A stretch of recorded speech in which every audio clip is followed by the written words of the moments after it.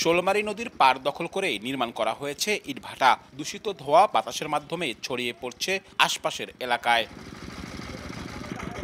আইন অনুযায়ী জনবসতি, শিক্ষা প্রতিষ্ঠান ও কৃষি জমির পাশে ইটভাটা নির্মাণ করা যাবে না। তবে খুলনা অঞ্চলের বাস্তবতা বলছে ভিন্ন কথা। জেলা ও বিভাগের তথ্য অনুযায়ী ৭০% ইটভাটারই নেই পরিবেশ ছাড়পত্র।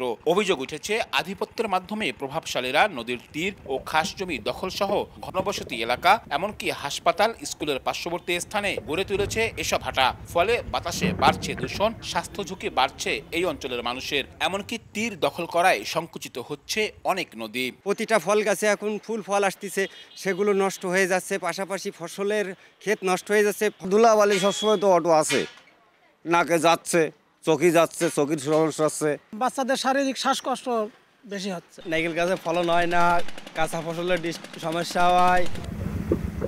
পরিবেশ অধিদপ্তরের তথ্য বলছে, ডিসেম্বর থেকে ফেব্রুয়ারি পর্যন্ত খুলনার বাতাসে ধূলিকণার মাত্রা ছিল 259, 274 ও 340 মাইক্রোগ্রাম, যা চরম অস্বাস্থ্যকর হিসেবে বিবেচিত।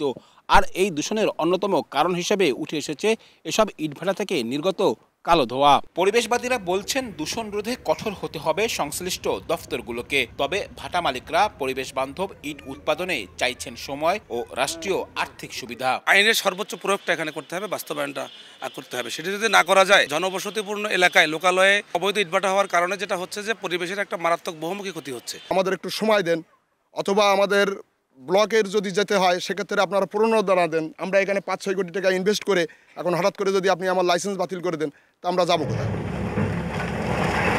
এ নিয়ে অভিযান জোরদার করার গতানুগতিক আশ্বাস পরিবেশ অধিদপ্তরের। নিয়মিতভাবে আমরা মনিটরিংয়ের মধ্যে রাখছি এবং পর্যায়ক্রমে আমাদের সবগুলো উপজেলাতে একই কার্যক্রম চলবে এবং কোনো অবৈধ ইটভাটা খুলনা জেলাতে চলতে পারবে না। পরিবেশ অধিদপ্তরের তথ্য মতে গত 2 মাসে বিভাগের বিভিন্ন জেলায় অভিযান চালিয়ে 44টি অবৈধ ইটভাটা ভেঙে দেওয়া হয়েছে। আব্দুল্লাহ আল মামুন রুবেল, সময় সংবাদ, খুলনা।